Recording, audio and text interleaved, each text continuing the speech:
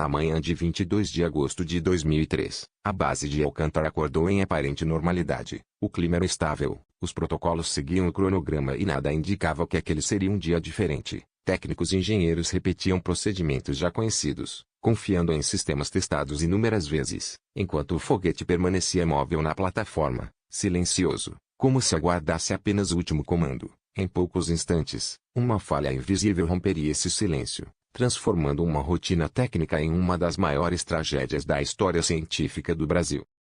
Nas horas que antecederam o lançamento, a equipe seguiu uma sequência rigorosa de verificações. Cada etapa precisava ser confirmada, registrada e validada. O cronograma avançava sem atrasos, e o ambiente transmitia uma confiança silenciosa. Ninguém percebeu o perigo se formando de maneira invisível. Um sistema que deveria permanecer inativo foi acionado fora do tempo previsto. Em frações de segundo, energia acumulada encontrou um caminho errado, e aquilo que parecia sob controle caminhava rapidamente para um ponto sem retorno. Às 13 horas e 26 minutos, sem contagem regressiva e sem aviso prévio, uma ignição inesperada ocorreu dentro do foguete ainda na plataforma. A explosão foi imediata e devastadora. Não houve tempo para reação. O impacto destruiu a estrutura ao redor e lançou destroços a grande distância. Em questão de segundos, 21 profissionais foram mortos, todos trabalhando a poucos metros do ponto de origem. O que deveria ser um avanço histórico para o programa espacial brasileiro se transformou, naquele exato segundo, em silêncio, fumaça e perda irreparável.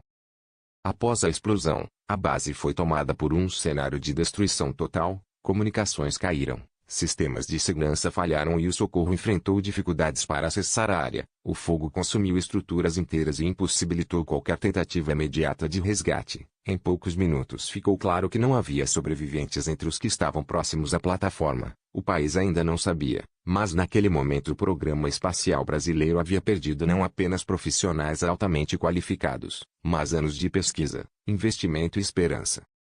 Nos dias seguintes, uma investigação técnica foi iniciada para entender o que havia acontecido. Especialistas analisaram destroços, registros eletrônicos e protocolos de segurança. Pouco a pouco, ficou evidente que a explosão não foi causada por um fator externo, mas por uma falha interna no sistema de ignição. Um dispositivo que deveria permanecer desligado foi ativado de forma prematura, levantando questionamentos sobre testes, procedimentos e a cultura de segurança adotada até aquele momento.